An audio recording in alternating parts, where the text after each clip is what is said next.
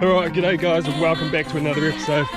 We've got top water lures, dive gear, spear gun, and we're just going to try and get some fish for the table. It's Christmas time, so plenty of mouths to feed, lots of family visiting. The boys were supposed to come for a mission today, but they all slept through their alarms, so you snooze, you lose. Let's get out there and get into some fish.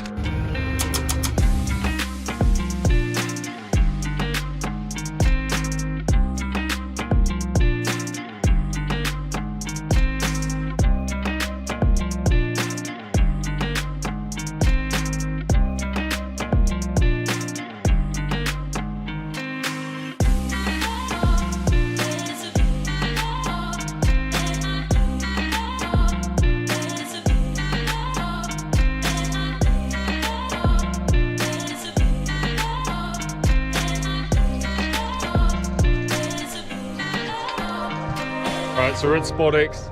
It's a bit dark still at the moment, the sun's not quite over the hill yet. I'm just going to tow a bib lure past this reef and probably cast some stick baits while I'm at it. Believe it or not, I've never caught a kingfish on top water lures, so today might be the day. Let's give it a crack and we'll see how we go.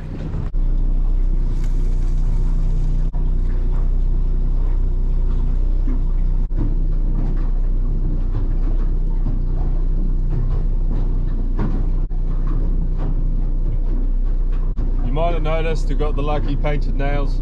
The girls got to me over Christmas, so yeah, it's pretty hard to get off. I tried scratching it off, but some good ass nail polish. So yeah, excuse the nails today, guys. I'm not ashamed about it.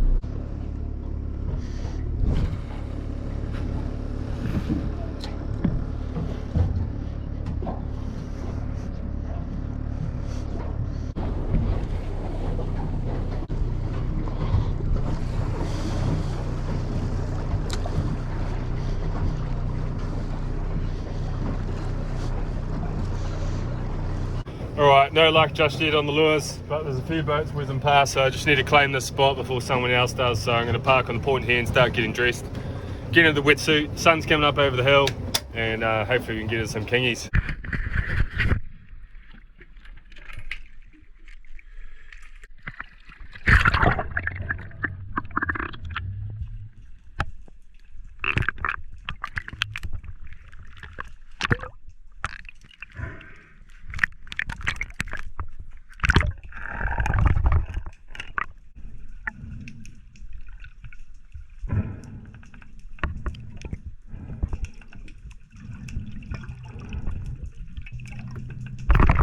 Alright, so first drop, I decided to move in slightly shallower to warm up the lungs for the morning, and straight away underneath the boat I saw a nice big blue mocky, so I decided to make a chase and quickly lost sight of him.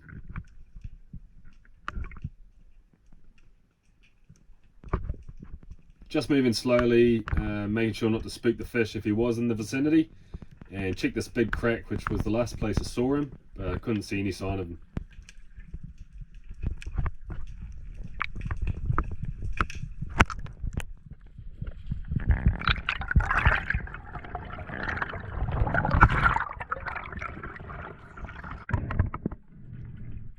After sitting on the surface for a while, breathing up for the next drop, I saw him come out of that same crack I was looking in and made a quick drop to check him out.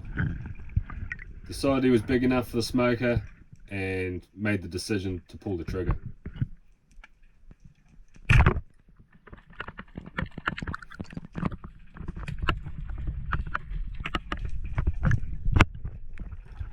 Literally right underneath the boat. It doesn't get much easier than that.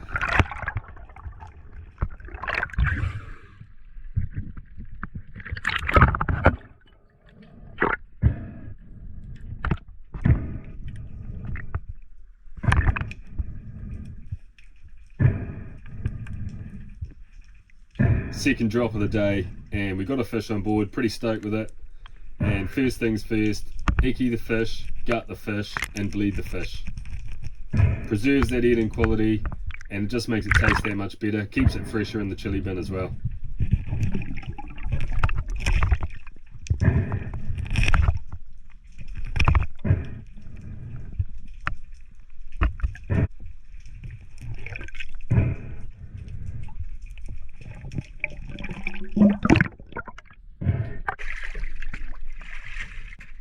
On the boat and into the bin. Absolutely stoked with that. It's not that often you get to stumble across a fish like that early on in the dive. So that absolutely made my morning, and it meant we were off to a good start. I made another drop into the area where I saw the first one, because blue moki, as with other moki, usually hang around in pairs. So just sneaking through here and managed to glimpse one at the edge of the viz and knock him over as well.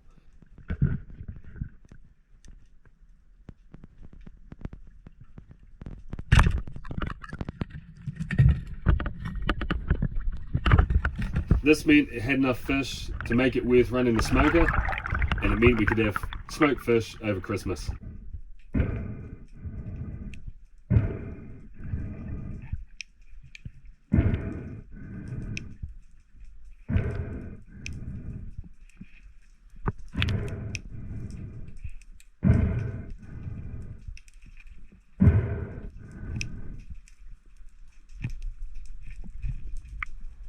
Awesome holding shot through the top of the shoulder, right through that dark meat that usually gets discarded from moki anyway. Same thing again, icky, gut, bleed the fish. Beautiful specimen, that will go great on the smoker.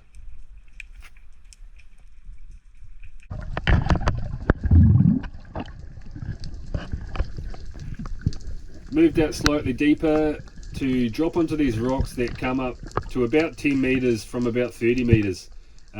Usually lots of current, good spot for kingfish, although it wasn't the case this time. I did have the double rubber 140, and you really do need a gun like this when you're targeting butterfish.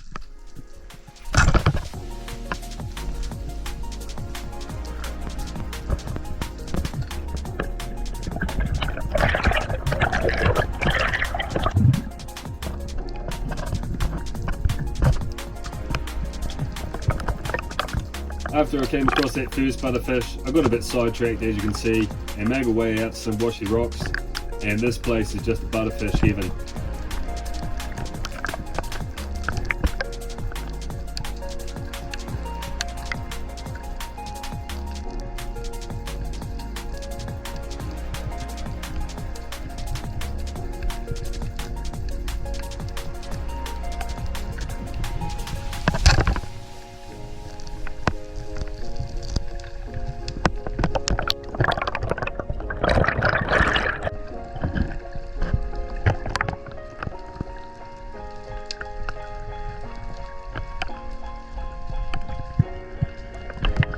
Nice Kahawai cruising through, so I just paused for a sec, made sure there wasn't a kingfish chasing him before I made my way back onto the butterfish.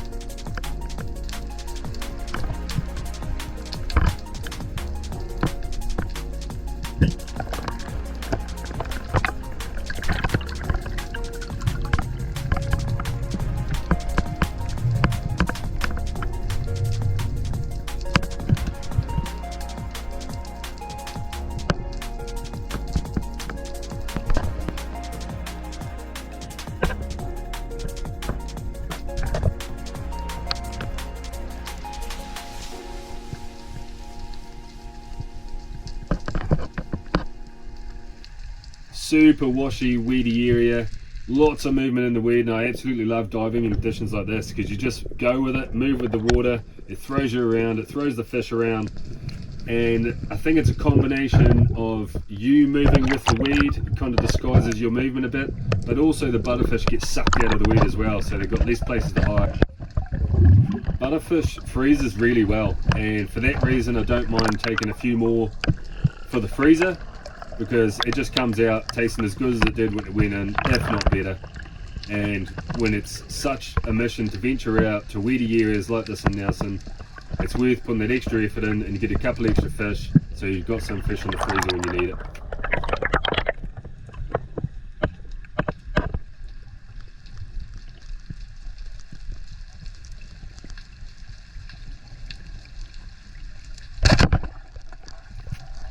With that being said, it is important not to be greedy. Butterfish can be easily fished out of spots like this. Such a small area with high concentrations of fish makes them easy targets for spearos.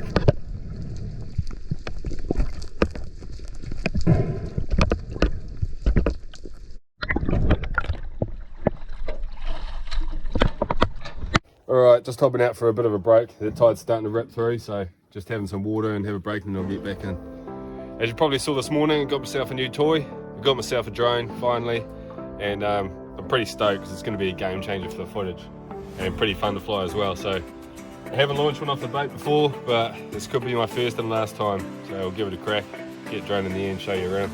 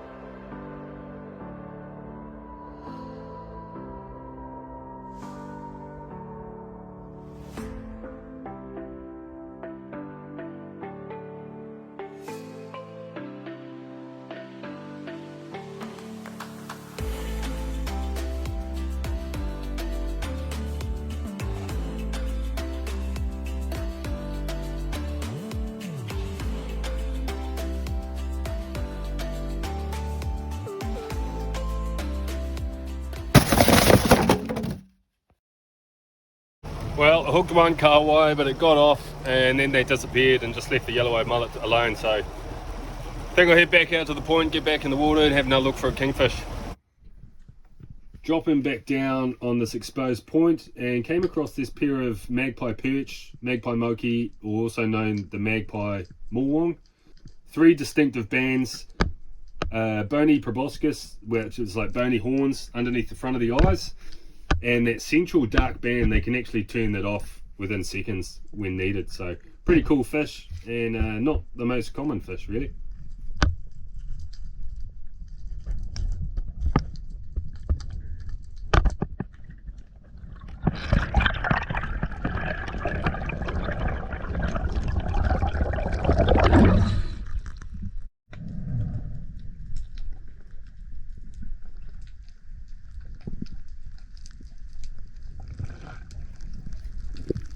Decided to break out the flasher and tow it around in the deep drop off of these points.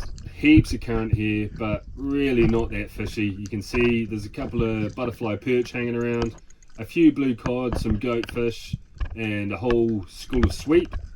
But other than that, there wasn't really much going on, and the viz was starting to drop off as the tide turned. So I spent about an hour here and gave up pretty quick because it was pretty evident that nothing was going to happen.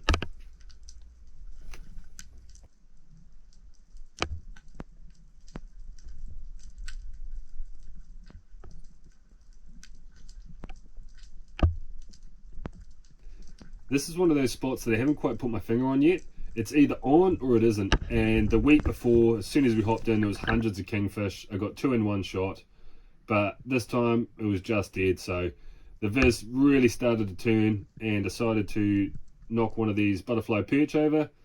and get out of there, move on.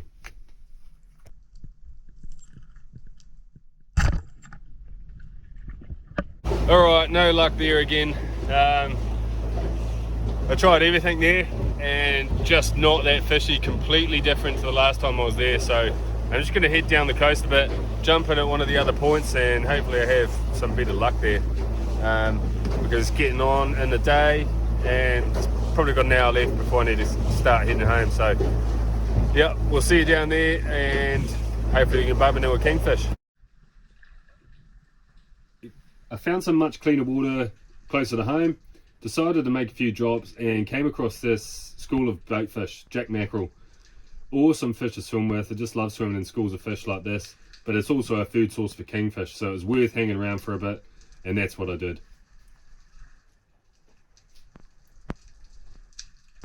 After spending a bit of time milling around with these baitfish, a cool eagle ray came cruising through, and it's awesome seeing different species interact the way they do like that, and made for a good little shot as well. As usual, hunting kingfish, I got sidetracked, found this octopus. Quite a big specimen and quite scarred up, but he must have had a hard time. He didn't really want to play, he's kind of on the move and he kept flaring up at me, so gave him a bit of tickle and got some footage and left him on his way.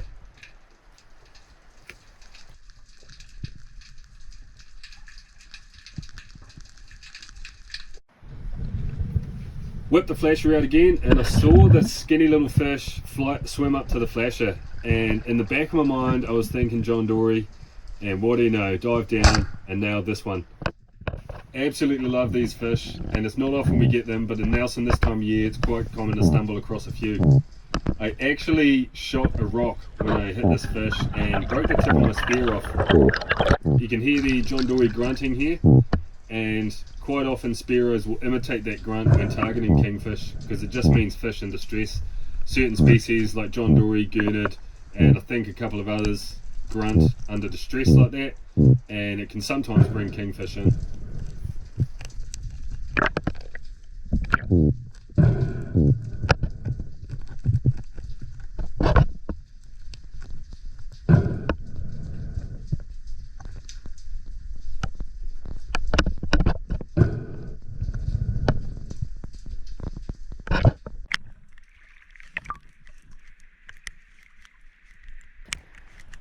I then stumbled across one of these Teratopsis. Now these are pretty common in Tasman Bay, but I thought I'd just give you guys a bit of knowledge on them.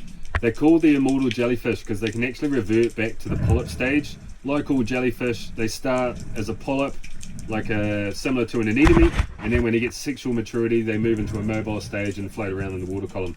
These guys can actually revert back to that polyp stage when under stress, so technically they can live forever, but obviously they do get eaten and die of diseases and stuff like that.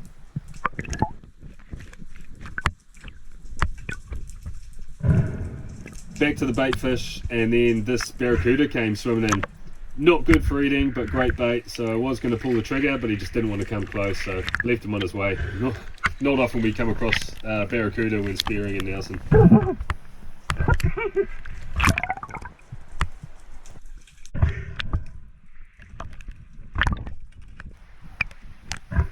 Back to the small gun for the remainder of the dive, and with the small gun it's pretty hard to target kingfish, just doesn't have the grunt you need to pierce good fish. So when this school of Kahawai came in, made a quick decision to knock one over.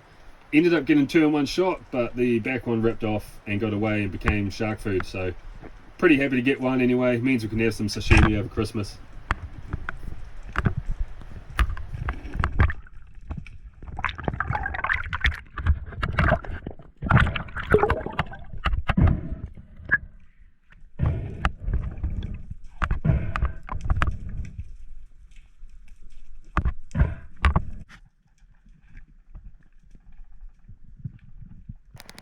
Last but not least, what's a Christmas without a crayfish? Decided to swim around in the shallows, look under a few holes, and stumbled across this guy.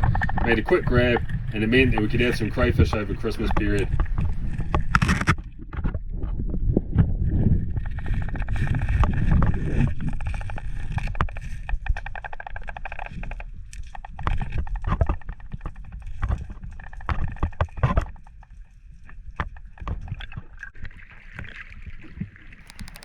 back on the boat, and that was it for this trip. I did not record any cook-ups or food preparation over the holiday period, mainly because I just wanted a break from content and spend some family time, so no cook-up here. Thanks for watching, guys. If you like this, hit the subscribe button, hit the like button, and we'll see you in the next one. Yeah.